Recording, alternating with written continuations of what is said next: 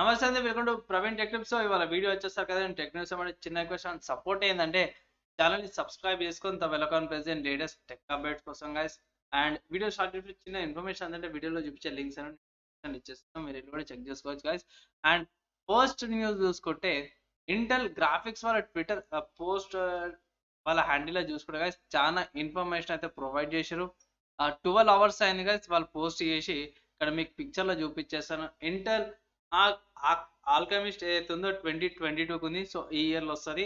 And 2023 and 2024కి వచ్చేసరికి కదా arc battle maze అన్నమాట, అంటే గ్రాఫికల్ పేర్లు. అండ్ ఆర్క్ సెలెస్టియల్ అంటే 2024 ప్లస్ అనమాట, అంటే 24 తర్వాత లేకపోతే Q4 Q2 ఉంటాయి కదా, ఆ టైంలో రిలీజ్ చేస్తారు. అంటే సంవత్సరం ఎండింగ్లో రిలీజ్ చేస్తారు, దసరా సంక్రాంతి టైంలో. ఆ టైంలో ఇది ప్లస్ అనుకోవచ్చు. సో ఇది వాళ్ళ రోడ్ మ్యాప్ అయితే తయారు చేసుకోరు. అరే అన్న మనకి గ్రాఫికల్ ఎప్పుడు వస్తాయి చెప్పే తలకాయ నొప్పి, నాకేం చెప్తున్నా అంటే guys ఇక్కడ చూసుకోవచ్చు. ఆ నోట్బుక్ వచ్చేసరికి Q1 వస్తుంది. అంటే ఫైనాన్షియల్ ఇయరా లేకపోతే నార్మల్ ఇయర్ అయితే గైస్ నాకైతే అఫీషియల్గా తెలియదు. Q1 వస్తుంది. అండ్ డెస్క్టాప్ గ్రాఫిక్ కార్డ్ అంటే నార్మల్గా మనం యూజ్ చేసే సిస్టమ్స్కి వచ్చేసరికి Q2 ఉంది. నార్మల్గా సమ్మర్ పెట్టుకోవచ్చు గైస్. అంటే మే జూన్ జూలై ఆ మంత్స్లో పెట్టుకోవచ్చు. వర్క్ స్టేషన్ చూసుకుంటే సెప్టెంబర్ అక్టోబర్ నవంబర్లో పెట్టుకోవచ్చు అనమాట.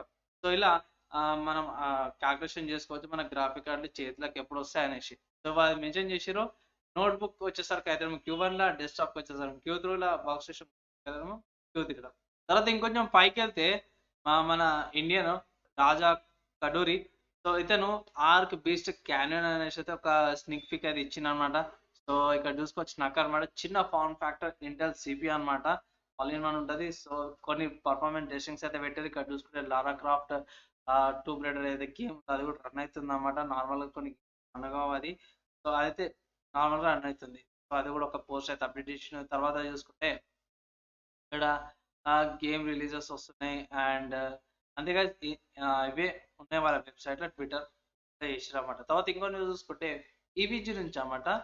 సో ఈబీజీ వాళ్ళు ప్రెస్ రిలీజ్ చేసిర్రు. EBG G690 dark king pin mother board అనమాట గాయస్. ఇక్కడ చూసుకోవచ్చు king pin mother board series అనేది. ఇక్కడ చూసుకున్న దున్నపోత అంటే దున్నపోత లాగానే అన్నట్టుంది మొత్తం.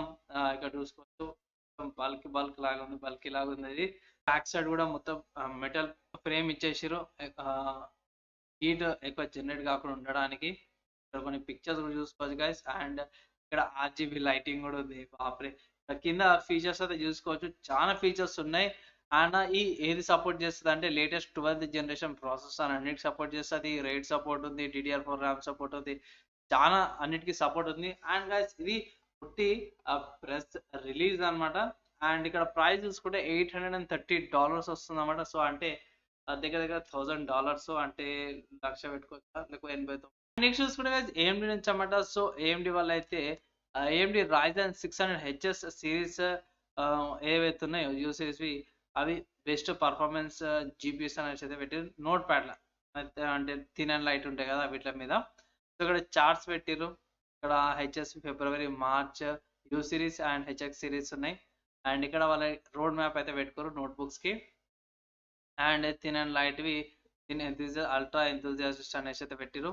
అండ్ ఇక్కడ ఏం రేడియన్ 600M గ్రాఫిక్స్ చూసుకుంటే ఇక్కడ చూసుకోవచ్చు 680M అండ్ 660M అనమాట.